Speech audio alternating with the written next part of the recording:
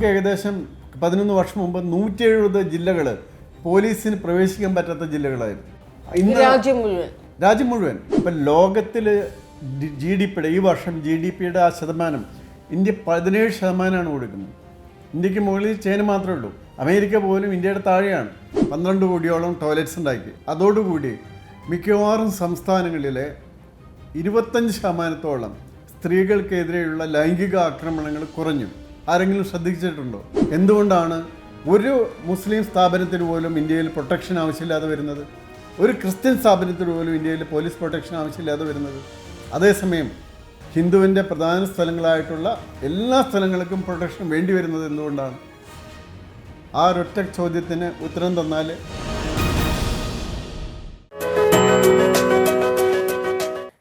നമസ്കാരം. വാക്ക് മറുവാക്കിലേക്ക് സ്വാഗതം. ഏറ്റവും നിർണായകമായ സംസ്ഥാന നിയമസഭാ തെരഞ്ഞെടുപ്പിനെ നേരിടുകയാണ് കേരളം. സാധാരണഗതിയിൽ ഒരു തെരഞ്ഞെടുപ്പ് നേരിടുമ്പോഴാണ് ഒരു ഭരണകൂടം അഥവാ ഒരു സർക്കാർ ഒരു രാജ്യത്തിനു വേണ്ടി അല്ലെങ്കിൽ ഒരു നാടിനു വേണ്ടി എന്തു ചെയ്തു എന്തു ചെയ്തില്ല എന്ന കാര്യം വിശദമായി ചർച്ച ചെയ്യപ്പെടുന്നത്.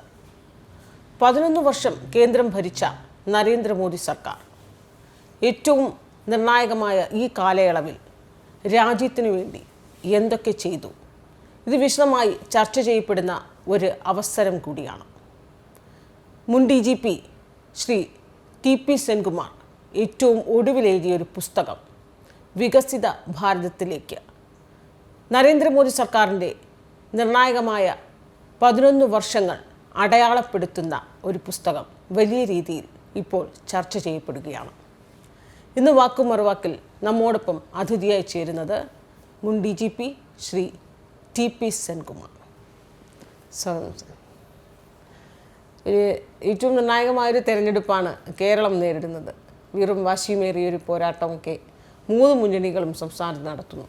ആ സമയത്ത് എങ്ങനെയായിരുന്നു കേന്ദ്ര സർക്കാരിൻ്റെ ആ കഴിഞ്ഞ 11 വർഷം എന്നത് ചർച്ച ചെയ്യപ്പെടേണ്ട ഒരു വിഷയം തന്നെയാണ്.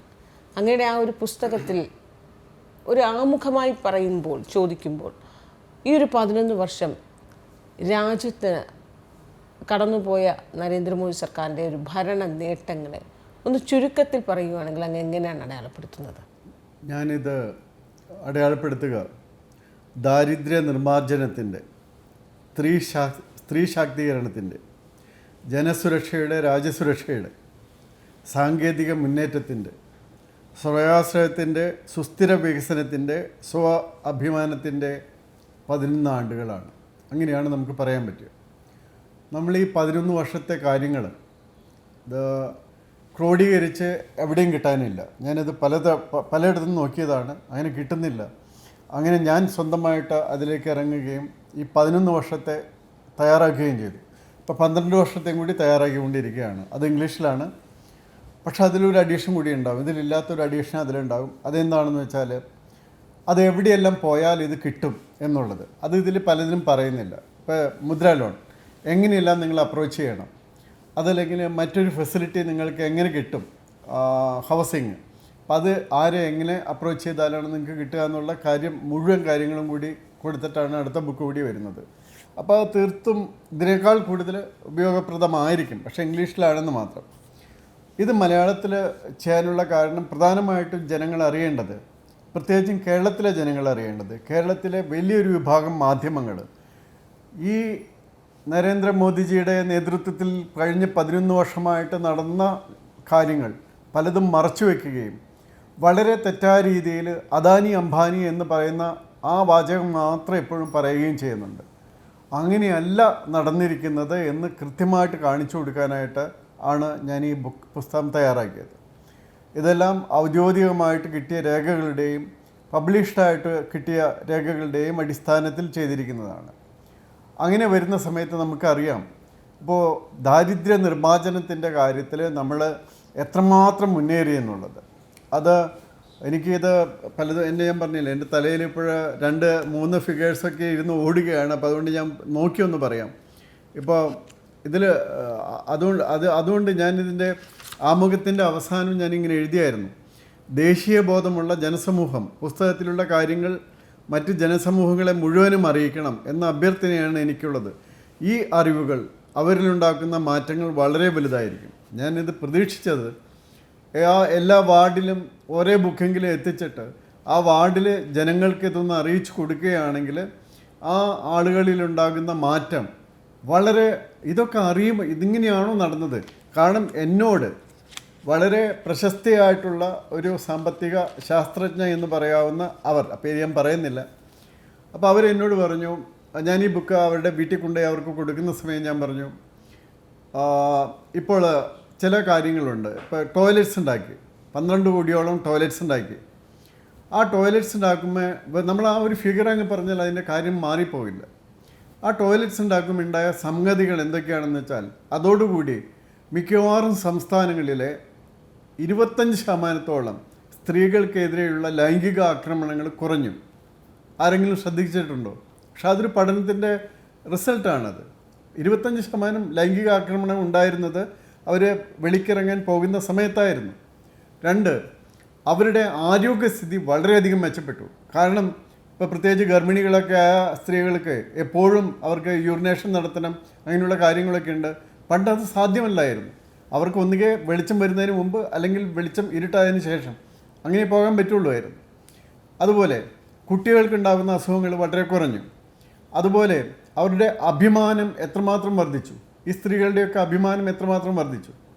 ഇതുപോലെ ടാപ്പിൻ്റെ വെള്ളം കിട്ടുന്ന സമയം, അതായത് ലോകാരോഗ്യ സംഘടന കണക്കാക്കിയിട്ടുള്ളത് ഇന്ത്യയിൽ ടാപ്പ് വെള്ളം പ്രൊവൈഡ് ചെയ്തതോടെ ഒരു ദിവസം 5.5 കോടി മണിക്കൂറുകളാണ് നമ്മൾ ലാഭിക്കുന്നത്. സ്ത്രീകളുടെ 8-10 കിലോമീറ്റർ നടന്ന് വെള്ളം ചുമന്നു കൊണ്ടിരുന്ന ആ അവസ്ഥയിൽ നിന്ന് വീട്ടിലേക്ക് ശുദ്ധജലം ലഭിക്കുമ്പോൾ ഉണ്ടാകുന്ന പ്രയോജനം, അതുപോലെ അവർക്ക് ആ കുട്ടികൾക്ക് അസുഖങ്ങൾ എത്രമാത്രം വന്നുകൊണ്ടിരുന്നു അശുദ്ധജലം കുടിച്ച് അതെല്ലാം മാറ്റി കൊടുത്ത ആ വ്യത്യാസങ്ങൾ, അതുപോലെ ഒരാൾക്ക് വീട് കിട്ടുമ്പോൾ അയാൾക്കുണ്ടാകുന്ന ആ അഭിമാനവും ആ സുരക്ഷിത ബോധവും എല്ലാം, അതുപോലെ സ്ട്രീറ്റ് വെണ്ടറായിട്ട് നടക്കുന്ന ഒരാൾക്ക് 10,000 രൂപ ആദ്യം ഒരു പലിശയില്ലാതെ കിട്ടുന്നു.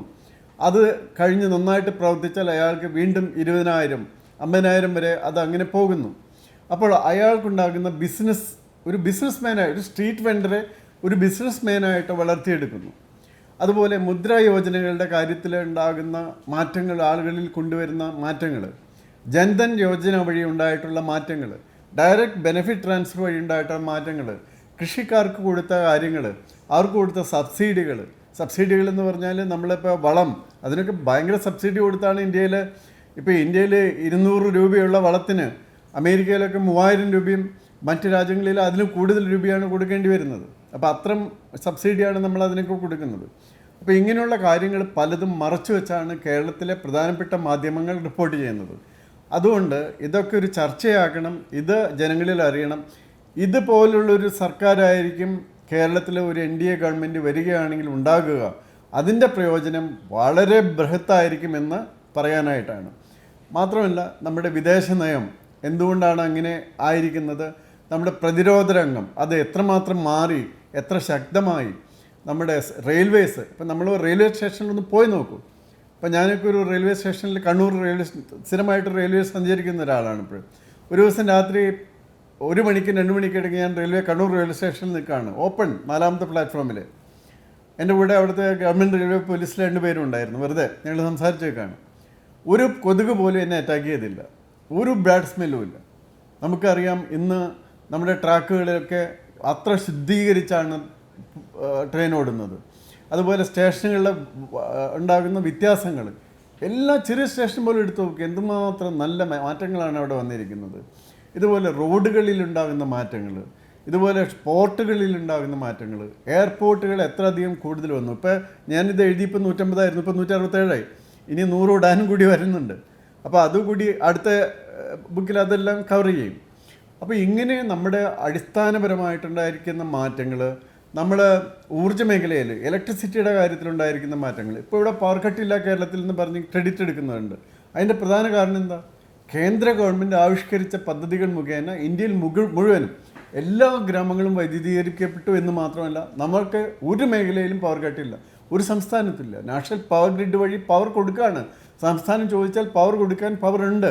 അത് തന്നെ അതിൽ പ്രത്യേകത ഏറ്റവും കൂടുതലുള്ളത് നമ്മൾ സൂര്യഘർ അതുപോലുള്ള പദ്ധതികൾ വഴി വളരെയധികം ഇലക്ട്രിസിറ്റി നമ്മൾ പുനരുൽപാദന മേഖലയിലാണ് ഉണ്ടാക്കുന്നത്. നമ്മൾ ഇപ്പോൾ ബംഗ്ലാദേശ് പോലുള്ള രാജ്യങ്ങൾ ഇന്ത്യയെ ആശ്രയിച്ചാണ് അവരുടെ പവറൊക്കെ നിലനിർത്തുന്നത്. ഇനി ഭക്ഷ്യോൽപാദനം, ഇന്ത്യ ഏറ്റവും വലിയ ഭക്ഷ്യോൽപാദന മേഖലയിലേക്ക് കടന്നു. ഇന്ത്യ അത്രയും വലിയ മുന്നേറ്റങ്ങളാണ് ഭക്ഷ്യോൽപാദന രംഗത്ത്. ഉൽപാദനം, മത്സ്യമേഖല, അതുപോലെ തൊഴിലുറപ്പ് പദ്ധതികളിലുണ്ടായ മാറ്റങ്ങൾ, ഇതെല്ലാം ഈ പുസ്തകത്തിൽ അടങ്ങിയിട്ടുണ്ട്. ഇത് ഞാൻ ഉദ്ദേശിച്ചിരുന്നത് വാസ്തവത്തിൽ നമ്മുടെ BJPയുടെയും NDAയുടെയും പ്രവർത്തകർ ഇതൊന്ന് വായിച്ച് നോക്കിയിട്ട് അവരുടെ കാൻഡിഡേറ്റ്സും ഇത് മാത്രം ഒന്ന് പറഞ്ഞു കൊടുത്താൽ മതി. ഇതാണ് മോഡിജി ഗവൺമെൻറ് നിങ്ങൾക്ക് വേണ്ടി ചെയ്തിട്ടുള്ളത്. ഇതെല്ലാം വെറും ഡാറ്റ മാത്രമല്ല, ഇതെല്ലാം നിങ്ങൾക്ക് കണ്ണുകൊണ്ട് കാണാവുന്നതാണ്. അപ്പോൾ അതുകൊണ്ട് നിങ്ങൾ കാണുക, നിങ്ങൾ മനസ്സിലാക്കുക, നിങ്ങൾ അതനുസരിച്ച് വോട്ട് ചെയ്യുക. അങ്ങനെയാണെങ്കിൽ നിങ്ങൾ വികസനത്തിന് ഇതിലൊരു പ്രത്യേക ഭാഗം ചേർത്തിട്ടുണ്ട്. ആ ഭാഗം എന്ന് പറയുന്നത് ന്യൂനപക്ഷങ്ങൾക്ക് വേണ്ടി ചെയ്തിട്ടുള്ള പദ്ധതികളാണ്. അത്ര അധികം പദ്ധതികളാണ് ന്യൂനപക്ഷങ്ങൾക്ക് വേണ്ടി ചെയ്തിട്ടുള്ളത്. വാസ്തവത്തിൽ മോഡിജി ഗവൺമെൻറ്റിൻ്റെ 11 വർഷത്തിൽ അസംതൃപ്തര അല്പം കാണിക്കേണ്ട ആൾക്കാർ ഹിന്ദു വിഭാഗങ്ങളാണ്. കാരണം ന്യൂനപക്ഷങ്ങൾക്ക് കൊടുത്തിരിക്കുന്ന പദ്ധതികളുടെ ഭാഗം പോലും, ആകെ രാമക്ഷേത്രം മാത്രമാണ് നമുക്ക് ഒരുപക്ഷെ പറയാനാകുക. അത് ഗവൺമെൻറ്റിൻ്റെ വകയല്ല, അതൊരു ട്രസ്റ്റിൻ്റെ വകയാണ് ഉണ്ടായിട്ടുള്ളത്. ബാക്കി നിരവധി കാര്യങ്ങൾ ചെയ്യാൻ കിടക്കുന്നുണ്ട്. അങ്ങനെ നോക്കുകയാണെങ്കിൽ ഏറ്റവും കൂടുതൽ സംതൃപ്തരാകേണ്ടത് ന്യൂനപക്ഷങ്ങളാണ്. അവർക്ക് വേണ്ടിയാണ് ഏറ്റവും അധികം പദ്ധതികൾ കൊണ്ടുകൊടുത്തത്. പക്ഷേ ഇതൊന്നും നമ്മുടെ കേരളത്തിൽ ചർച്ചയാകുന്നില്ല. ഇതുപോലെ ഒരു കൺസോളിഡേറ്റഡ് ബുക്ക് ഉണ്ടായിട്ടില്ല. എന്തിനു പറയുന്നു, നമ്മുടെ ഗവൺമെൻറ് ഓഫ് ഇന്ത്യയുടെ പബ്ലിക്കേഷൻ ഡിവിഷനിൽ ഞാൻ എല്ലാ മാസവും 1-2 പ്രാവശ്യം പോയി നോക്കും, എന്തെങ്കിലും കൺസോളിഡേറ്റഡ് വന്നോ എന്ന്. അങ്ങനെ വരുന്നില്ല. അപ്പം ഞാൻ ഇരുന്ന് 3 മാസം വർക്ക് ചെയ്ത് പഴയ ബജറ്റ്സും പുതിയ ബജറ്റ്സും അതുപോലെ എക്കണോമിക് റിവ്യൂയും എല്ലാം നോക്കി പ്രസ് ഇൻഫർമേഷൻ ബ്യൂറോയുടെയും എക്കണോമിക് ടൈംസിലും ഒക്കെ വന്ന ഡാറ്റകളെല്ലാം എടുത്ത് ശേഖരിച്ചാണ് ഈ ബുക്ക് തയ്യാറായിരിക്കുന്നത്. ഈ ബുക്ക് എൻ്റെ സാരാംശം ഒന്ന് മനസ്സിലാക്കി കൊടുക്കുകയാണെങ്കിൽ തീർച്ചയായിട്ടും ഇവിടുത്തെ ജനങ്ങൾ മനസ്സിലാക്കും. അദാനിയും അംബാനിയും മാത്രമല്ല, അദാനിയും അംബാനിയും വളർന്നത് ഈ ഗവൺമെൻറ്റിൻ്റെ കാലത്ത് മാത്രമല്ല, അതിന് മുന്നാണ് അവർ വളർച്ച തുടങ്ങിയത്. തീർച്ചയായിട്ടും അങ്ങനെയുള്ള കോർപ്പറേറ്റ്സുകളുടെ ആവശ്യം ലോകത്തിലെ എല്ലാ രാജ്യങ്ങളും, ചൈന അടക്കമുള്ള രാജ്യങ്ങൾ വളർന്നത് കോർപ്പറേറ്റ്സുകളുടെ സഹായത്തോടു കൂടി തന്നെയാണ്. അപ്പോൾ അങ്ങനെയുള്ള കാര്യങ്ങളുടെ വളർച്ച അത്യധികമായിട്ട് ദാരിദ്ര്യ നിർമ്മാർജ്ജനം, ഇപ്പം നമ്മൾ എപ്പോഴും നോക്കിയിട്ടുണ്ടെങ്കിൽ ദാരിദ്ര്യ നിർമ്മാർജ്ജനത്തിലേക്ക് നമ്മൾ എത്തിയിട്ടുണ്ടാവും. ഇപ്പം ലോകത്തിൽ GDPയുടെ ഈ വർഷം GDPയുടെ ആ ശതമാനം ഇന്ത്യ 17% കൊടുക്കുന്നത്. ഇന്ത്യക്ക് മുകളിൽ ചൈന മാത്രമേ ഉള്ളൂ. അമേരിക്ക പോലും ഇന്ത്യയുടെ താഴെയാണ്. ലോക GDPയിലേക്ക് ഇന്ത്യയുടെ സംഭാവന, വളർച്ചയുടെ ഇതിലേക്ക് ഇന്ത്യയുടെ സംഭാവന 17% ഇന്ത്യയാണ് സംഭാവന ചെയ്യുന്നത്. ആ രീതിയിലേക്ക് ഇന്ത്യ എത്തിക്കഴിഞ്ഞു. അതുപോലെ ആ സുരക്ഷാ ബോധം നമുക്ക് തരുന്നത്, ഇന്ത്യയുടെ ബോർഡേഴ്സ് എത്ര സുരക്ഷിതമാണ്, ഇന്ത്യയുടെ ആംഡ് ഫോഴ്സസ് എത്ര നവീകരിക്കപ്പെട്ടു, ഇന്ത്യയുടെ ബോർഡേഴ്സിൽ എത്രമാത്രം സൗകര്യങ്ങളുണ്ടാക്കി, ഇന്ത്യയുടെ ആയുധ ശേഖരങ്ങളിൽ എത്രമാത്രം സൗകര്യങ്ങളുണ്ടാക്കി, വർധനയുണ്ടാക്കി, ഇന്ത്യയെ സുരക്ഷിതമാക്കി വയ്ക്കുക, ഇന്ത്യയിലേക്ക് ഒരു ഡ്രോൺ പോലും പറന്നു കിടക്കുന്നില്ല എന്ന് ഉറപ്പുവരുത്താനുള്ള സംവിധാനങ്ങൾ എത്രയുണ്ടാക്കി. അങ്ങനെയുള്ള സമഗ്രമായ ഒരു വളർച്ചയാണ് രാഷ്ട്രത്തിൽ ഉണ്ടായിരിക്കുന്നത് എന്ന് എല്ലാവരും അറിയുകയാണെങ്കിൽ, ഇത് നിങ്ങൾ നോക്കൂ, നിങ്ങളുടെ മുന്നിലുള്ള ഓരോ കണക്കും നോക്കൂ. ഈ കണക്ക് മാത്രം നിങ്ങൾക്ക് സംശയം തീർന്നില്ലെങ്കിൽ അവിടെ പോയി നോക്കൂ.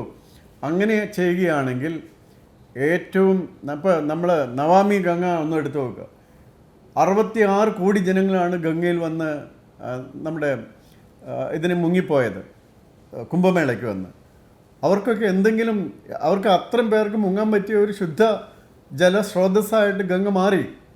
അതുപോലെയാണ് ബാക്കി എല്ലാ കാര്യങ്ങളും. അപ്പോൾ അതുപോലെ ഒരു എന്താ പറയുന്നത്, നമ്മുടെ രാഷ്ട്രത്തിന് വന്ന മാറ്റങ്ങൾ കഴിഞ്ഞ 11 വർഷം കൊണ്ട്, നമ്മുടെ ആരോഗ്യ മേഖലയ്ക്ക് വന്ന മാറ്റങ്ങൾ, നമ്മുടെ ടെക്നിക്കൽ മേഖലയ്ക്ക്, സാങ്കേതിക മേഖലയ്ക്ക് വന്ന മാറ്റങ്ങൾ, ഇപ്പം ആർക്കും അധികം പുറത്ത് പോകണ്ട. കുറേയധികം പേര് പുറത്തുനിന്ന് തിരിച്ച് ഇന്ത്യയിലേക്ക് വരുന്നുണ്ട്. അവരെല്ലാം സ്റ്റാർട്ടപ്പുകൾ തുടങ്ങുന്നുണ്ട്. ഇപ്പം വെറും 190-120 സ്റ്റാർട്ടപ്പുകളിൽ കിടന്നത് ഇന്ന് 2 ലക്ഷത്തോളം സ്റ്റാർട്ടപ്പുകളാണ്.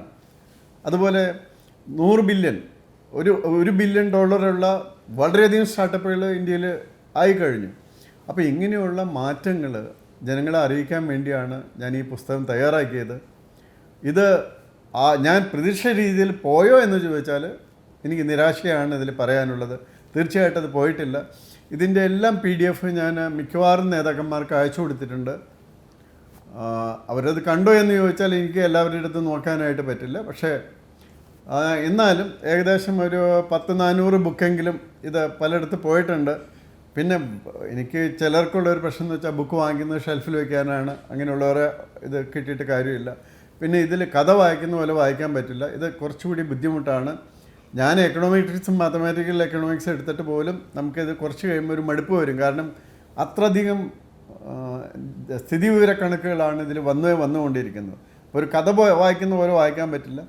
അത് അന്ന് എന്തായിരുന്നു, ഇപ്പോഴെന്താണ്, 2012, 13 അല്ലെങ്കിൽ 14 കാലത്ത് ഇപ്പോൾ വില നിലവാരം നമ്മൾ കഴിഞ്ഞ 11 വർഷമായിട്ട് ഇവിടെ നമ്മൾക്ക് ഒരു എന്താണ് പറയുന്ന വില നിലവാരത്തിലുണ്ടായിരുന്ന സ്ഥിരത, അല്ലെങ്കിൽ 2.2 നമുക്ക് നിൽക്കുന്നത്.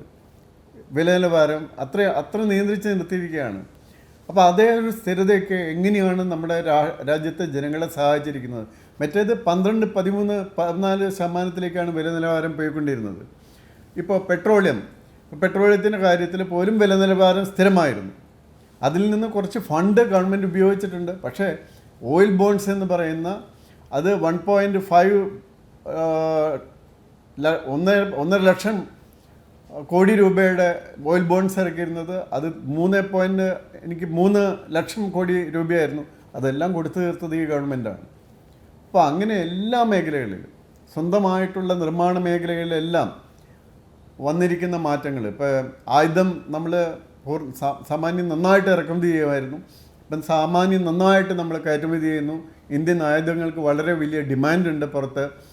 ഇന്ത്യയിലെ അതർ മേഖലയിലെ പ്രൊഡക്റ്റ്, അതുപോലെ നമ്മൾ ഡിജിറ്റലായിട്ട് വന്നിരിക്കുന്ന മാറ്റങ്ങൾ, അതുപോലെ സപ്ലൈ ചെയിൻസിലുണ്ടാകുന്ന മാറ്റങ്ങൾ. അതായത് നമ്മൾ എല്ലാത്തിനും ചൈനയെ ഡിപ്പെൻഡ് ചെയ്യുന്നത്, ഇപ്പോഴും ഡിപ്പെൻഡ് ചെയ്യേണ്ട കുറേ മേഖലകളുണ്ട്. പക്ഷെ അത് വളരെയധികം കുറച്ചു കൊണ്ടുവരികയാണ്.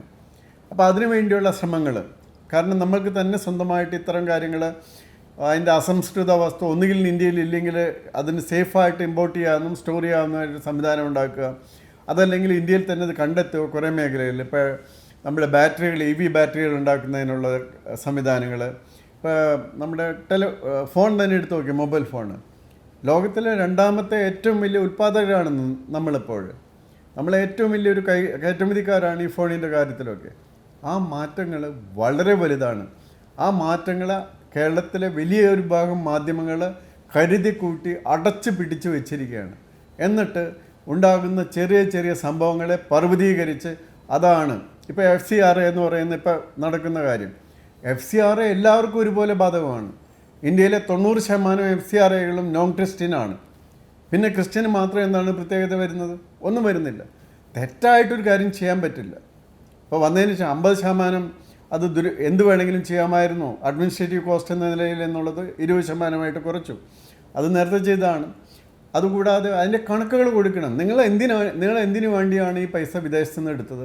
അതിനു വേണ്ടിയാണോ പോയിരിക്കുന്നത്? ഇപ്പോൾ നമ്മൾ കണ്ടു ഡൽഹിയിലെ ഒരു ബ്ലാസ്റ്റിൽ ആ യൂണിവേഴ്സിറ്റി ഉണ്ടാക്കി വെച്ചിട്ട് 600 കോടി രൂപയാണ് ഈ തീവ്രവാദ പ്രവർത്തനത്തിന് ഉപയോഗിച്ചിരിക്കുന്നത്. അപ്പോൾ അങ്ങനെയുള്ള കാര്യങ്ങളൊക്കെ എടുക്കുന്ന സമയത്ത് അയ്യോ ഇതാണ് ഞങ്ങളെ ബാധിക്കുന്നത്. അപ്പോൾ FCRAയുടെ പേരിലുണ്ടാകുന്ന ഇപ്പോഴുണ്ടായിരിക്കുന്ന തികച്ചും തെറ്റായിട്ടുള്ള കാര്യങ്ങൾ. കാരണം വേറെ ആർക്കും പരാതിയില്ല. എന്നാൽ 10% താഴെ FCRA പറയുന്ന ക്രിസ്ത്യൻ കമ്മ്യൂണിറ്റിക്ക് മൊത്തമായിട്ട് കിട്ടുന്നുള്ളൂ. പിന്നെ അവർക്ക് മാത്രം എങ്ങനെയാണ് പരാതി വരിക? ഇപ്പം നടപടി വന്നിരിക്കുന്നത് അമൃതാനന്ദമയ മഠത്തിന് വന്നിട്ടുണ്ട്, സേവാഭാരതിക്ക് വന്നിട്ടുണ്ട്, എല്ലാവർക്കും വന്നിട്ടുണ്ട്. നോട്ടീസുകൾ പോകും, അവരുടെ കണക്കുകൾ കൃത്യമായിട്ട് കൊടുക്കണം, അതിനുള്ള കാര്യങ്ങളൊക്കെ ഉണ്ട്. ഞാൻ പറഞ്ഞത് എപ്പോഴും ഇതുപോലുള്ള തെറ്റായ ഒരു പ്രചാരണം ജനങ്ങളിൽ കൊണ്ടുവരുവാൻ കേരളത്തിലെ മലയാള മാധ്യമങ്ങൾ, മലയാളത്തിലുള്ള പ്രധാന നേതാക്കളെ എല്ലാം ശ്രമിച്ചു വരുന്നു. അപ്പോൾ അതിൽ നിന്നൊക്കെ വ്യത്യസ്തമാണ് യാഥാർത്ഥ്യം ജനങ്ങളിലേക്ക് എത്തിയാൽ ഒരു അധികം താമസിയാതെ ഒരു ഡബിൾ എൻജിൻ സർക്കാർ, ചില മേഖലകളിൽ ട്രിപ്പിൾ എൻജിൻ സർക്കാർ തന്നെ, എന്നുവെച്ചാൽ ഒരു കോർപ്പറേഷൻ, ഒരു സംസ്ഥാന ഗവൺമെൻറ്, ഒരു കേന്ദ്ര ഗവൺമെൻറ് എന്ന രീതിയിൽ വരികയാണെങ്കിൽ ഉണ്ടാകുന്ന മാറ്റങ്ങൾ നമ്മൾ 150-200 കൊല്ലം കൊണ്ട് സ്വപ്നം കാണുന്ന മാറ്റങ്ങൾ 15-20 വർഷങ്ങൾ കൊണ്ട് നമുക്ക് ഉണ്ടാക്കാൻ സാധിക്കും അങ്ങനെ വർക്ക് ചെയ്യുകയാണെങ്കിൽ. അതാണ് ഞാൻ ഈ പുസ്തകം കൊണ്ട് ഉദ്ദേശിച്ചത്. ഒരു രാജ്യത്തിൻ്റെ അല്ലെങ്കിൽ ഒരു നാടിൻ്റെ വളർച്ച എന്ന് പറയുമ്പോൾ ഒരു ആഭ്യന്തര വരുമാനം GDP എത്രത്തോളം വളർന്നു എന്നതാണ് അതിൻ്റെ ഒരു അടിസ്ഥാനം എന്ന് പറയുന്നത്. അപ്പോൾ അതിലിപ്പോൾ അങ്ങ് പറയുന്നത് ഈ 11 വർഷത്തെ കണക്കിൽ വലിയ രീതിയിൽ തന്നെ നമ്മുടെ ആഭ്യന്തര വളർച്ച ഇതൊരു സ്ഥിരതയായ ഒരു വളർച്ചയെന്ന് നമുക്ക് പറയാൻ പറ്റും. അതല്ലെങ്കിൽ തന്നെയും ഈ വളർച്ച ഏത് മേഖലയിലാണ് ഉണ്ടായിരിക്കുന്നത്? ഈ ഉൽപ്പാദന മേഖലയിലാണോ അതോ വ്യാവസായിക മേഖലയിൽ? നോക്കുക, നമ്മൾ $1.86 ട്രില്യൺ ആയിരുന്നു 2014 ഇന്ത്യ. ഇപ്പോൾ അത് ഇന്ത്യ 10ാം സ്ഥാനത്തായിരുന്നു ലോകത്തിൽ. ഇത് 2025 ആകുമ്പോൾ $4.18 ട്രില്യൺ ആയിട്ട് ഉയരുക മാത്രമല്ല നമ്മൾ 4ാം സ്ഥാനത്തേക്ക് എത്തുകയും ചെയ്തു. അപ്പോൾ അങ്ങനെയാണ് അതിൽ വളർച്ച വന്നത്. അതേക്കാൾ കൂടുതലായിട്ട് നമ്മൾ മനസ്സിലാക്കാനുള്ളത് ആളോഹരി വരുമാനമാണ്. നോക്കൂ, 2011 നിന്നും നമ്മുടെ 2025 ആകുമ്പോഴേക്കും ഏകദേശം ഒരു കണക്ക് അനുസരിച്ച് 25 കോടിയിലധികം ജനസംഖ്യ കൂടി വർദ്ധിച്ചു ഇന്ത്യയുടെ. എന്നിട്ട് പോലും ആളോഹരി വരുമാനം $1318 കൂടി വർദ്ധിച്ചു എന്നുള്ളതാണ്. ജനസംഖ്യയിൽ ഇപ്പം അത് 86,647 രൂപയായിരുന്നു 2014 ആളോഹരി വരുമാനം. അത് 2,12,000 രൂപയായിട്ട് 2025 അമേരിക്കൻ ഡോളറിൽ പറഞ്ഞാൽ 2014 $1,560 ആയിരുന്നത് 2025 $2,878 ഉയർന്നു. ഇപ്പോൾ എത്ര ജനസംഖ്യ വർദ്ധിച്ചിട്ട് പോലും നമ്മുടെ ആളോഹരി വരുമാനം വളരെ ഇതായിട്ട് ഉയർന്നു എന്നുള്ളതാണ്. അപ്പോൾ ഇതിൻ്റെ വളർച്ചയുടെ പ്രധാന ഭാഗങ്ങളെല്ലാം വന്നിരിക്കുന്നത് ഇപ്പോൾ അഗ്രികൾച്ചറിൽ വലിയ വളർച്ച വന്നു. അതിൻ്റെ ഭാഗങ്ങളായിട്ടുള്ള നമ്മൾ ഇപ്പോൾ ഏറ്റവും വലിയ വളർച്ച വന്നൊരു മേഖലയാണ് നമ്മുടെ പശു വളർത്തലും അതിനെ തുടർന്നുള്ള മറ്റു കാര്യങ്ങളും.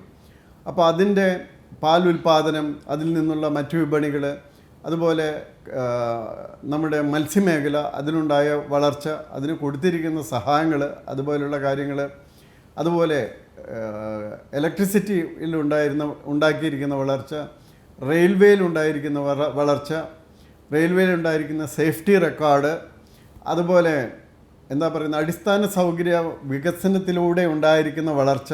അങ്ങനെ എത്ര പേർക്ക് തൊഴിലിൻ്റെ കാര്യത്തിൽ തന്നെ ഇതിൽ നമ്മൾ കൃത്യമായിട്ട് പറയുന്നുണ്ട്. എനിക്ക് ഈ ഫിഗേഴ്സ് നോക്കിയാലേ പറയാൻ പറ്റുള്ളൂ, കാരണം എൻ്റെ മനസ്സിൽ ഇതെല്ലാം കീപ്പ് ചെയ്യാൻ പറ്റുന്നൊരു കമ്പ്യൂട്ടർ അല്ല ഇപ്പോഴും എൻ്റെ മനസ്സ്, പ്രത്യേകിച്ച് 12ാമത്തെ വർഷത്തെ ചെയ്തുകൊണ്ടിരിക്കുന്നുണ്ട്. അപ്പോൾ ചിലപ്പോൾ ഫിഗർ മാറിപ്പോവും.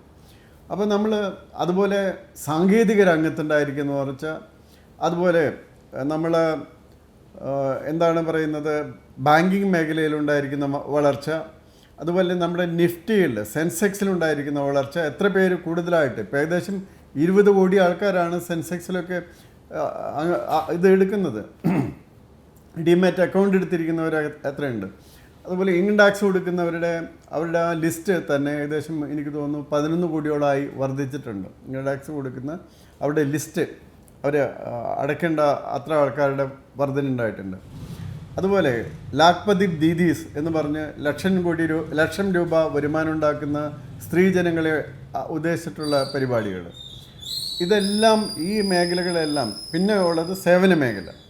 അതിൽ നിന്നുണ്ടാകുന്ന ഏറ്റവും വലുത് സേവന മേഖല തന്നെയാണ്. ഇപ്പോഴും സേവന മേഖലയിലേക്കാണ് ഏറ്റവും കൂടുതൽ വന്നിരിക്കുന്നത്. പിന്നെ നമ്മുടെ വ്യവസായ രംഗം വളരെയധികം തദ്ദേശീയവൽക്കരിക്കപ്പെട്ടുകൊണ്ടിരിക്കുകയാണ്. മേക്ക് ഇൻ ഇന്ത്യ പ്രോഗ്രാം വഴി വളരെയധികം കാര്യങ്ങൾ ഇന്ത്യയിൽ തന്നെ ഉൽപ്പാദിക്കുകയാണ്. നമ്മുടെ ചിപ്സ് ഉണ്ടാക്കുന്ന കാര്യങ്ങളിൽ ലോകത്തിലെ ഏറ്റവും നല്ല വികസിതമായിട്ടൊരു രാജ്യമായിട്ട് നമുക്ക് ആവശ്യം മാത്രം ഉള്ളതല്ല, നമുക്ക് കയറ്റി അയക്കാൻ പറ്റുന്ന വിധത്തിൽ, മറ്റു രാജ്യത്തിന് ഡിപ്പെൻഡ് ചെയ്യാൻ പറ്റാവുന്ന വിധത്തിൽ, ആവശ്യമില്ലാത്ത വിധത്തിലേക്കുള്ള ചിപ്പ് നിർമ്മാണ രംഗത്തിലേക്കൊക്കെ നമ്മൾ മുന്നേറിക്കൊണ്ടിരിക്കുകയാണ്. അതിനുള്ള ഫാക്ടറികളെല്ലാം സ്ഥാപിച്ചു. അങ്ങനെ നമ്മുടെ ഓരോ രംഗം എടുത്തു നോക്കിയാൽ നമുക്ക് ലോകത്തിലെ ഏറ്റവും ഉയരമുള്ള റെയിൽ ടണൽ മുതൽ, ലോകത്തിലെ ഏറ്റവും വലിയ ഓഫീസ് മുതൽ, ലോകത്തിലെ അങ്ങനെ കാര്യങ്ങൾ എടുത്തു നോക്കിയാൽ നമ്മൾ വളരെ സ്ഥിരതയാർന്ന, അതാണ് സുസ്ഥിര വികസനം എന്ന് ഞാൻ പ്രത്യേകം പറഞ്ഞത്. അതെല്ലാം കഴിയുന്നതും എൻവയോൺമെൻ്റലി ഫ്രണ്ട്ലി ആയിട്ടാണ് ചെയ്തിട്ടുള്ളത്, കഴിയുന്നത്ര. കാരണം ഇപ്പോൾ ഇലക്ട്രിസിറ്റി ഉണ്ടാക്കിയതിൻ്റെ ഭൂരിപക്ഷ ഭാഗം വന്നിരിക്കുന്നത് സോളാർ, വിൻഡ് അതുപോലുള്ള എനർജികളിൽ നിന്നാണ്. ഇപ്പോൾ നമ്മൾ ഏറ്റവും അധികം പൊല്യൂഷൻ ഉണ്ടാക്കുന്ന ഒരു വിഭാഗം അതാണ്. അതുപോലെ ഇലക്ട്രിക് വെഹിക്കിളുകളുടെ ആ വരവ്, PV വെഹിക്കിൾസ് എല്ലാം ഇന്ത്യൻ റോഡുകളിൽ നിറയാൻ തുടങ്ങിയിരിക്കുകയാണ്. അപ്പോൾ അങ്ങനെ വരുമ്പോൾ പൊല്യൂഷൻ വലിയൊരു ഭാഗം ഇല്ലാതായി കൊണ്ടിരിക്കുകയാണ്. അപ്പോൾ അങ്ങനെ സുസ്ഥിരമാണ് ഈ വളർച്ച എന്ന് പറയുന്ന ഒരു ബബിളല്ല, അത് വളരെ ഇതാണ്. ഇപ്പോൾ നമ്മളൊരു കാര്യം നോക്കിയാൽ മതി. ഇറാനും ഈ ഇസ്രായേലും അമേരിക്കയും തമ്മിലുള്ള ഈ യുദ്ധമുണ്ടായതിനു ശേഷം ലോകത്ത് ഇന്ധന വില വർദ്ധിക്കാത്ത ഒരേ ഒരു രാജ്യം ഇന്ത്യ മാത്രമാണ്. ലോകത്ത് ഭക്ഷ്യക്ഷാമം ഉണ്ടാകാത്ത ഒരേ ഒരു രാജ്യം ഇന്ത്യ മാത്രമാണ്.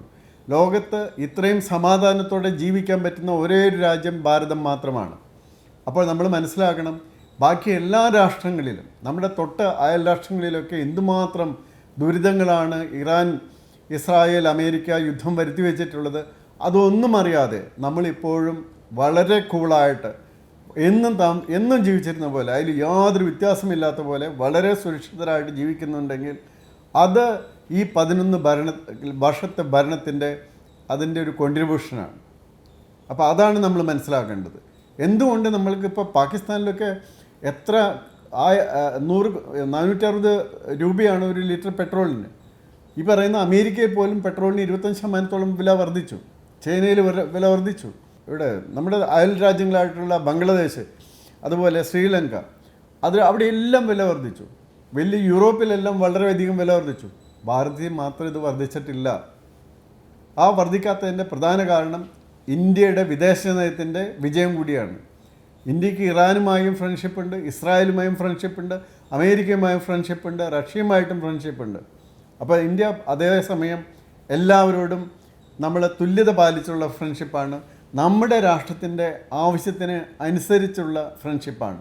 അതുകൊണ്ടാണ് ഇപ്പോൾ ഇന്ത്യയുടെ എത്രയോ കപ്പലുകൾ, എനിക്ക് തോന്നുന്നു 87ഓളം കപ്പലുകൾ ഹോർമിസ് കടലിടുക്ക് കടന്ന് വന്നു കഴിഞ്ഞു ഇന്ത്യയുടെ. അപ്പോൾ അത്തരം കാര്യങ്ങൾ എന്തുകൊണ്ട് സാധിക്കുന്നു? ഈ 11 കൊല്ലത്തെ വിദേശ നയത്തിൻ്റെ വിജയമാണത്. അപ്പോൾ അതുപോലെ പ്രതിരോധം, ഇപ്പോൾ ഇന്ത്യയെ തൊട്ട് കളിക്കാനായിട്ട് ആരും തയ്യാറാകില്ല. കാരണം അത് ഓപ്പറേഷൻ സിന്ദൂർ വഴി തെളിയിച്ചു കൊടുത്തു. ഇത്ര നിമിഷം മതി വളരെ ക്ലിയറായിട്ട്, സ്ട്രാറ്റജിക്കലായിട്ട്, കൃത്യം പോയിന്റിൽ അടിച്ച് ഇല്ലാതാക്കാൻ സാധിക്കുമെന്ന് എല്ലാ രാഷ്ട്രത്തിനും ഉറപ്പാണ്. അതോടൊപ്പം നമ്മൾ സേനാ ബലവും വർദ്ധിക്കേണ്ടതാണ്. നമുക്ക് ശത്രുക്കളായി വർദ്ധിക്കുന്നവർ കുറേയുണ്ട്. പക്ഷേ പുറത്തു നിന്നുള്ള ശത്രുക്കളല്ല ഇന്ത്യക്ക് കൂടുതൽ, അകത്തു നിന്നുള്ള ശത്രുക്കളാണ്. കാരണം ഇതെല്ലാം കാണുമ്പോഴും രാഷ്ട്രത്തിൻ്റെ ഒപ്പം നിൽക്കാതെ രാഷ്ട്രവിരുദ്ധ ശക്തികളുടെ കൂടെ നിൽക്കുന്ന ഒരു വലിയ നേതാക്കന്മാരുടെ സംഖ്യയും മാധ്യമങ്ങളുടെ സംഖ്യയുണ്ട്.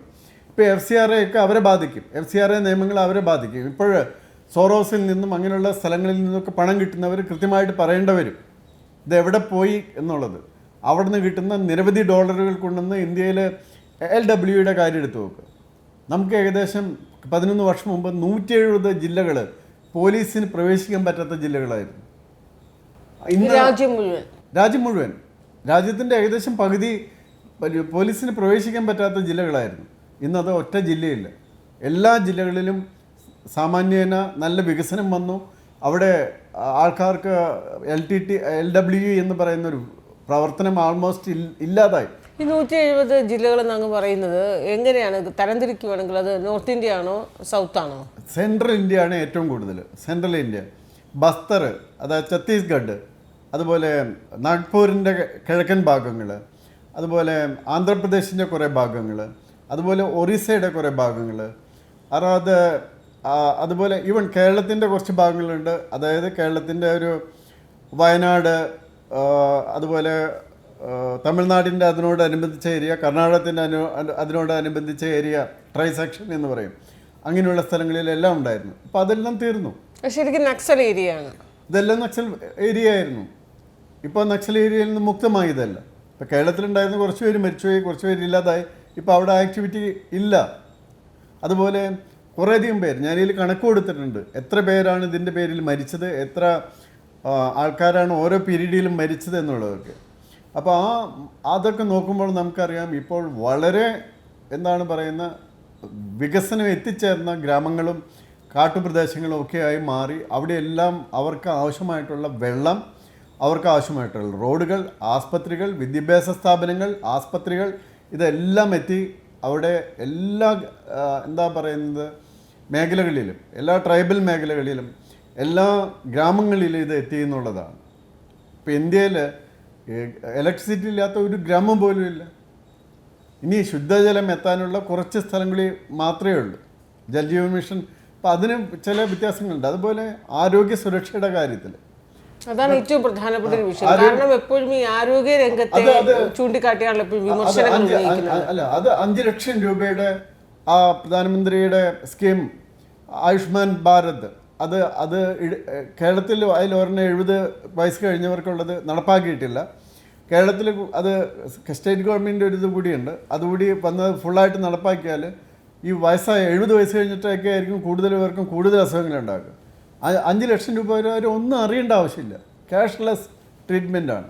അല്ലാതെ തന്നെ ബാക്കിയുള്ളവർക്ക് ആയുഷ്മാൻ ഭാരതിൽ മെമ്പർഷിപ്പ് എടുക്കുകയാണെങ്കിൽ അതിൽ എടുത്തു കഴിഞ്ഞാൽ പിന്നെ അവർ 5 ലക്ഷം രൂപ വരെ അവരുടെ കുടുംബങ്ങൾക്ക് ട്രീറ്റ്മെൻറ്റ് കിട്ടുകയാണ്. അങ്ങനെ എത്രയോ ലക്ഷം കോടിക്കണക്കിന് ആൾക്കാർക്കാണ് ട്രീറ്റ്മെൻറ്റ് കിട്ടിയിരിക്കുന്നത്. പിന്നെ അതുപോലെ ഇപ്പോൾ ഒരു പുതിയ സ്കീം ഇറക്കിയിരുന്നു, രാഹത്ത് എന്ന് പറയുന്ന സ്കീം. അതായത് ഒരു മോട്ടോർ ആക്സിഡൻറ്റ് ഉണ്ടായാൽ ഏത് ആസ്പത്രിയിലും നമ്മളെ കൊണ്ടുപോയാൽ ആ ആസ്പത്രിക്കാർക്ക് 1.5 ലക്ഷം രൂപ വരെയുള്ള ട്രീറ്റ്മെൻറ്റ് കൊടുക്കാം. അതിൻ്റെ പണം ഗവൺമെൻറ് ഓഫ് ഇന്ത്യ കൊടുക്കും. അപ്പോൾ അതായത് ഒരു മനുഷ്യന് ട്രീറ്റ്മെൻറ്റ് ഗോൾഡൻ അവറിൽ കിട്ടുക എന്നുള്ളതാണ് ഏറ്റവും പ്രധാനം. ആ ഗോൾഡൻ അവറിൽ കിട്ടാനായിട്ട് ആസ്പത്രികളുടെ പലപ്പോഴും ഒരു മടി എന്ന് വെച്ചാൽ അവർക്ക് ഈ പൈസ തിരിച്ച് കൊടുക്കാൻ ആരുണ്ടെന്നുള്ളതാണ്. അപ്പോൾ ഒരു അൺനോൺ പേഴ്സണാണ് ആക്സിഡൻറ്റിൽ പെട്ടെന്ന് ഒരു ആസ്പത്രിയിൽ എത്തിക്കുകയാണെങ്കിൽ ആ ആസ്പത്രിക്കാർക്ക് 1.5 ലക്ഷം രൂപ വരെയുള്ള ഏറ്റവും പ്രധാനപ്പെട്ട ട്രീറ്റ്മെൻറ്റ് മുഴുവൻ കൊടുക്കാൻ പറ്റും. അങ്ങനെ എത്ര ജീവൻ രക്ഷിക്കാൻ പറ്റും. അപ്പോൾ അതുപോലെ ഈ കുട്ടികൾക്ക് ഇപ്പോൾ പ്രധാനമന്ത്രിയുടെ ഒരു സ്കീം ഇതിൽ ഞാൻ കൊടുത്തിട്ടുണ്ട്. അതായത് PM സേതു പദ്ധതി, പ്രധാനമന്ത്രി skilling and employability transformation through upgraded ITIs. ഈ ITIകളൊക്കെ പഠിക്കുന്ന കുട്ടികൾ പല എംപ്ലോയബിൾ അല്ലായിരുന്നു. അപ്പോൾ അവർക്ക് ഇപ്പോൾ ഇൻഡസ്ട്രി ആയിട്ട് കൂടി ചേർന്ന് അവരെ എംപ്ലോയബിൾ ആക്കിയിട്ട് അവരുടെ കോഴ്സ് കഴിഞ്ഞാൽ ഉടനെ അവർക്ക് ജോലിയിൽ പ്രവേശിക്കാവുന്ന വിധത്തിലാണ്. അപ്പം നമ്മുടെ ഈ കേരളത്തിലുള്ള കുട്ടികൾക്കൊക്കെ ഉള്ളൊരു പ്രശ്നം എന്ന് വെച്ചാൽ അവർക്ക് ഡിഗ്രികൾ കുറേ കാണും, പക്ഷേ ദേ ആർ നോട്ട് എംപ്ലോയബിൾ. ഒരാൾ പോസ്റ്റ് ഗ്രാജുവേറ്റ് ആയിരിക്കും, പക്ഷേ ഹീ ഈസ് നോട്ട് എംപ്ലോയബിൾ. അപ്പോൾ ആ മേഖലയിലും അങ്ങനെയുള്ള മേഖലയിലും മുഴുവൻ എന്ത് ചെയ്യുന്നു, സ്കില്ല് വർദ്ധിപ്പിച്ചിട്ട് അവരെ ഒരു ഇൻഡസ്ട്രിക്ക് ഇന്നെടുത്താൽ നാളെ മുതൽ അവർക്ക് ഫുൾ ടൈം ജോബ് ചെയ്യാൻ പറ്റുന്ന വിധത്തിൽ അവരെ ഡെവലപ്പ് ചെയ്തെടുക്കുകയാണ്. അപ്പോൾ അങ്ങനെ വരുമ്പോൾ നമ്മുടെ അൺഎംപ്ലോയ്മെൻറ്റ് വളരെയധികം കുറയുകയും പ്രൊഡക്ഷൻ വളരെയധികം വർദ്ധിക്കുകയും നമ്മുടെ കയറ്റുമതി വളരെയധികം വർദ്ധിക്കുകയും നമ്മുടെ ഇമ്പോർട്ട് സബ്സ്റ്റിറ്റ്യൂഷൻ അതുവഴി ഇമ്പോർട്ട് കാര്യമായിട്ട് കുറച്ചെടുക്കാൻ പറ്റുകയും നമ്മുടെ സപ്ലൈ ലൈൻ ചെയിൻ എന്ന് പറയുന്നത് ഇന്ത്യയിൽ തന്നെ ഡിപ്പെൻഡ് ചെയ്യുന്ന വിധത്തിൽ ആക്കിയെടുക്കുകയും ചെയ്യാവുന്നതാണ്. അതുപോലെ കോവിഡ് സമയത്തൊക്കെ നമ്മൾ എടുത്തു നോക്കുക. അപ്പോൾ ഇതിൽ ഞാനൊരു ലാസ്റ്റ് പേജാണ് കൊടുത്തിരിക്കുന്നത്. നമ്മൾ കോവിഡിൻ്റെ മേക്കിൻ്റെ ഭാരതീയ ധർമ്മം, നമ്മൾ എത്ര രാജ്യങ്ങൾക്കാണ് കോവിഡ് വാക്സിൻ ഫ്രീ ആയിട്ട് കൊടുത്തത്. ആ രാജ്യങ്ങളെല്ലാം നമ്മളോട് അത്രയധികം ആദരവോടെയാണ് നമ്മുടെ രാജ്യത്തെ കാണുന്നത്. കാരണം അതില്ലായിരുന്നെങ്കിൽ അവരുടെ എത്രയോ കോടി ജനങ്ങൾ മരിച്ചു പോകുമായിരുന്നു. അപ്പോൾ ഇതിൽ നോക്ക്, ഭാരതത്തിൽ 2.2 ബില്യൺ ജനങ്ങൾക്ക് ഫ്രീ ആയിട്ട് വാക്സിൻ നൽകി. അതുപോലെ വിദേശത്തെ 300 മില്യൺ ജനങ്ങൾക്കും വാക്സിൻ നൽകി. അപ്പോൾ അതുകൊണ്ട് ഏകദേശം 98ഓളം രാജ്യങ്ങൾക്ക് അവരുടെ ജനതയെ കോവിഡിൽ നിന്ന് രക്ഷിക്കാനായത് ഭാരതത്തിൻ്റെ വാക്സിൻ മൂലമാണ്. അപ്പോൾ ഇതൊക്കെ നമ്മൾ പഠിച്ചിരിക്കണം. ഇതൊക്കെ നമ്മൾ പുറത്ത് പറയുമ്പോൾ ഇത്രയും കാര്യങ്ങൾ ഇവിടെ സംഭവിച്ചു എന്ന് ജനങ്ങൾ അറിഞ്ഞിരിക്കണം. അതാണ് നമ്മൾ ഇതുകൊണ്ട് ഉദ്ദേശിക്കുന്നത്. ഇതൊന്ന് എന്താണ് എല്ലാവരിലും എത്തിക്കാനായിട്ടൊരു ചർച്ച. ഇത് ഇന്ന് നാളെ ഉള്ളൂ ഇതിന് പോസിബിലിറ്റി.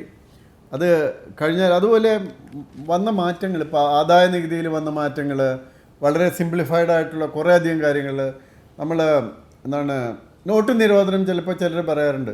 ഞാനതിന് മറ്റ് കാര്യങ്ങൾ കുറേ കൊടുത്തിട്ടുണ്ട്. പക്ഷേ അതിൻ്റെ ഒരു സിമ്പിൾ ആൻസർ ഞാൻ പറഞ്ഞാൽ മതി. പാകിസ്ഥാൻ ഇന്നത്തെ സ്ഥിതിയിലായതിന് ഒറ്റ കാരണം എന്താണ്? നോട്ട് നിരോധനമാണ്.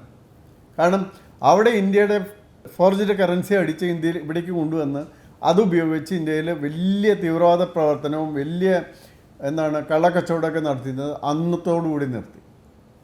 ഇപ്പോൾ ദുരന്തർ സിനിമയിൽ നോക്കിയാൽ കാണാം ഒരു ആക്ഷൻ എടുക്കുന്നത്. അത് സത്യസന്ധമായ ഒരു ആക്ഷനാണത്.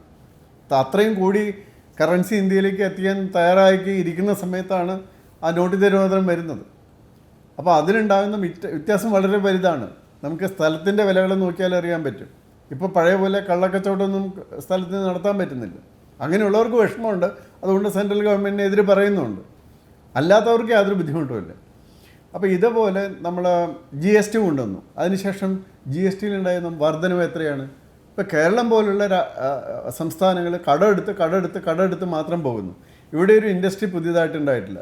ഇപ്പോൾ ഇവർ പറയുന്നു ഈസ് ഓഫ് ലിവിങ് ഡൂയിങ് ബിസിനസ്സിൽ കേരളം ഒന്നാം സ്ഥാനത്താണ്. ഗൂഗിൾ നോക്കിയാൽ ഒന്നാം സ്ഥാനത്താണ്. അതെന്താ സംഭവിച്ചത്? കുടുംബശ്രീകൾ ചെയ്തിരുന്ന എല്ലാ അൺരജിസ്റ്റേർഡ് വർക്കുകളും അങ്ങ് രജിസ്റ്റർ ചെയ്ത് കൊടുത്തു.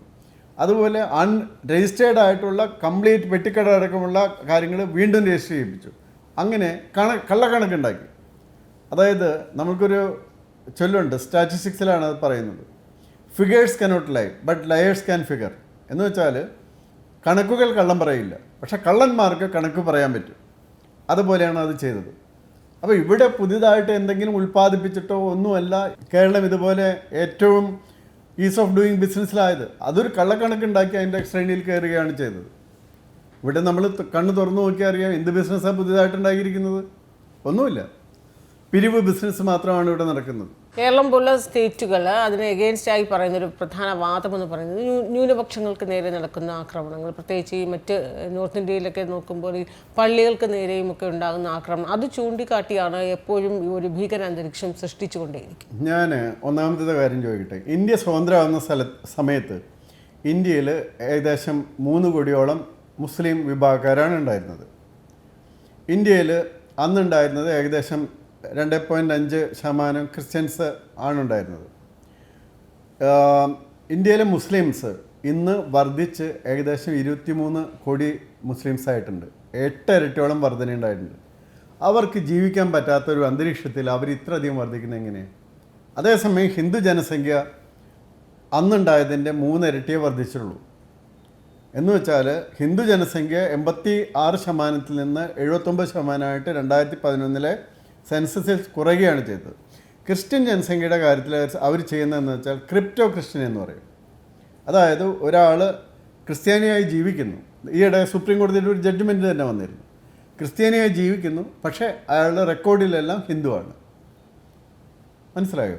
അത് ആ സംഭവം തമിഴ്നാട്ടിൽ, ആന്ധ്രയിൽ, പഞ്ചാബിൽ അങ്ങനെയുള്ള സ്ഥലങ്ങളിൽ, അതായത് SC ST അതുപോലെ OBC ബെനിഫിറ്റ് കിട്ടാനായിട്ട് അവർ റെക്കോർഡിൽ ഇപ്പോഴും ഹിന്ദു ആയിട്ട് കാണുന്നു. പക്ഷേ ദെയർ ഫെയ്ത്ത് ഈസ് ക്രിസ്ത്യൻ. അതുകൊണ്ടാണ് അവരുടെ ജനസംഖ്യ വർദ്ധിച്ചതായിട്ട് കാണാത്തത്. ഇപ്പോൾ ഹിന്ദു ആലയങ്ങൾക്കെതിരെ എത്രമാത്രം ആക്രമണം നടക്കുന്നു?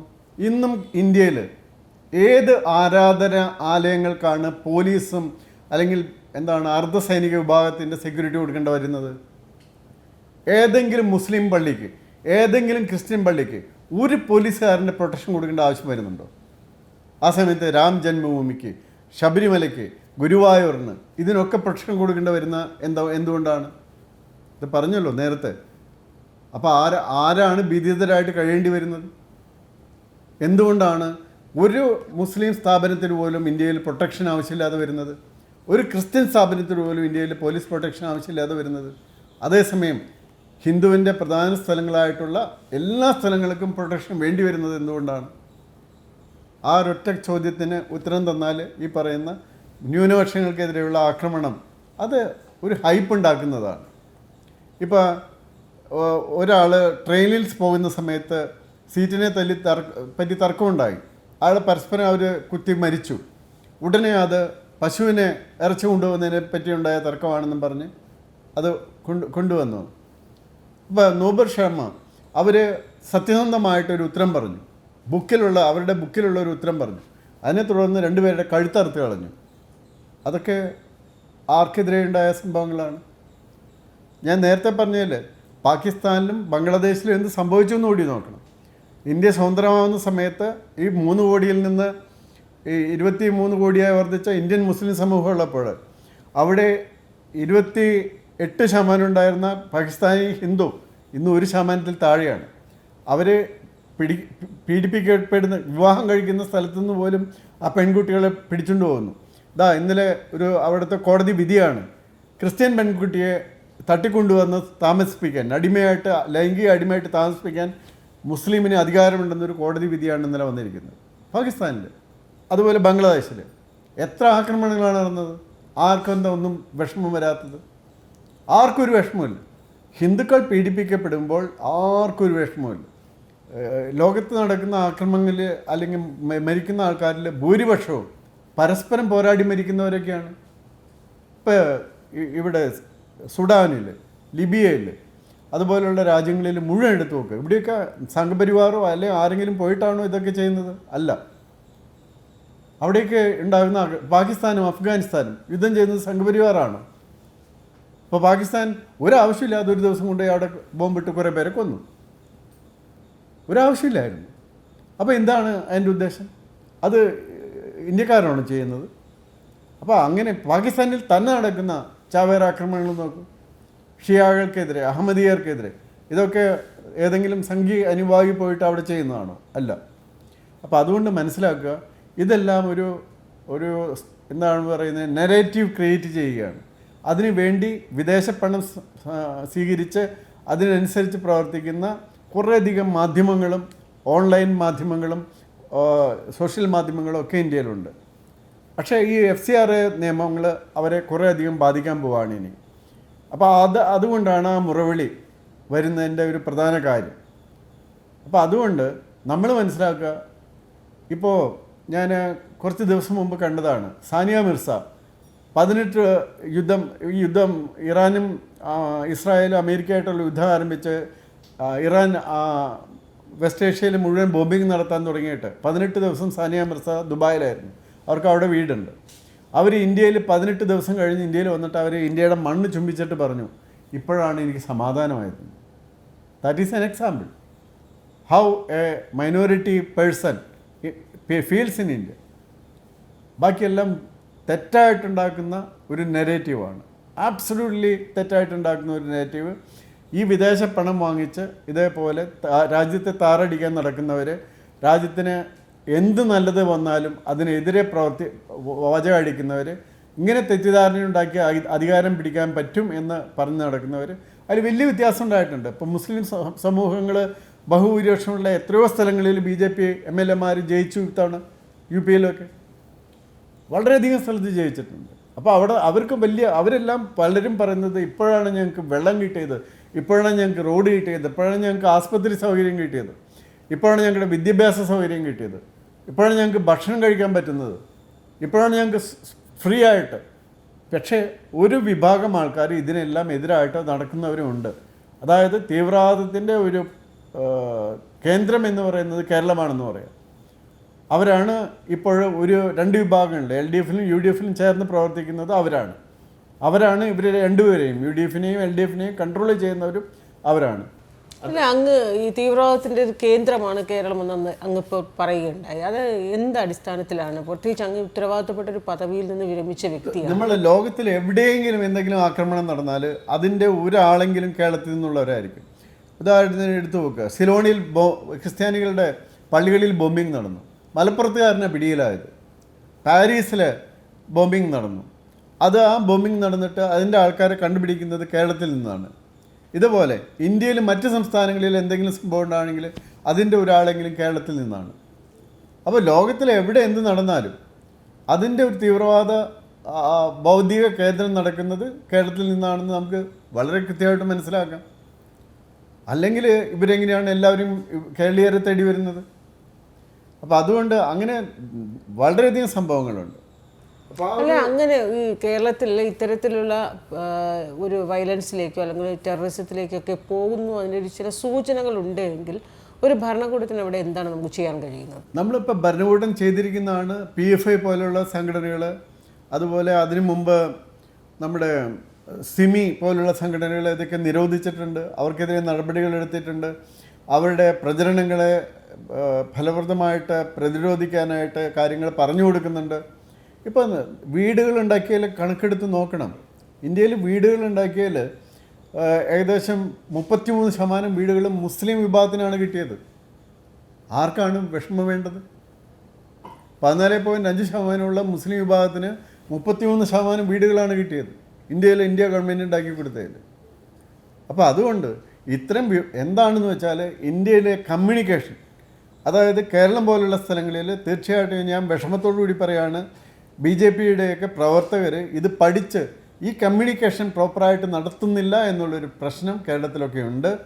അതുകൊണ്ടാണ് നമ്മൾക്ക് ഇപ്പോൾ സോഷ്യൽ മീഡിയ കൊണ്ട് കുറച്ചൊക്കെ നടക്കുന്നുണ്ട്, പക്ഷെ അതുപോരാ. ഇത് കാര്യങ്ങൾ കൃത്യമായിട്ട് പഠിച്ച് ഇതാണ് നിങ്ങൾക്ക് കിട്ടിയിരിക്കുന്നത്. ഇപ്പോൾ കേരളത്തിൽ കൃഷിക്കാർക്ക് 6000 രൂപ വെച്ച് കൊടുക്കുന്ന പ്രധാനമന്ത്രിയുടെ സ്കീമിൽ നിന്ന് ഏകദേശം എനിക്ക് തോന്നുന്നത് 39 ലക്ഷം പേരോളം ആൾക്കാർക്ക് കിട്ടുന്നുണ്ട്. അതിൽ ആർക്കാണ് അത് കിട്ടുന്നതെന്നൊരു കണക്കെടുത്ത് കാണിച്ചു കൊടുക്കൂ. അപ്പം മനസ്സിലാകും ഇതെല്ലാം ന്യൂനപക്ഷ വിഭാഗത്തിനാണ് കൂടുതൽ കിട്ടുന്നതെന്ന്. സ്കോളർഷിപ്പുകൾ ആർക്കാണ് കൂടുതൽ കിട്ടുന്നത്? അതുപോലെ നമ്മുടെ IAS IPS സിവിൽ സർവീസിനുള്ള ടെസ്റ്റ് നടത്തുന്നതിനുള്ള സൗകര്യങ്ങൾ ആർക്കാണ് കൂടുതൽ കിട്ടുന്നതെന്ന്. അപ്പോൾ ഇതെല്ലാം നമ്മൾ ഒരു കാര്യം ഞാൻ സമ്മതിക്കുന്നത് എന്താണെന്ന് വെച്ചാൽ ഇതിൻ്റെ അറിവ് എല്ലായിടത്തും പറഞ്ഞു കൊടുത്ത് ഈ തെറ്റായ പ്രചരണങ്ങളെ പ്രതിരോധിക്കുന്നതിൽ നമ്മളൊരു ഫെയിലിയറാണ്.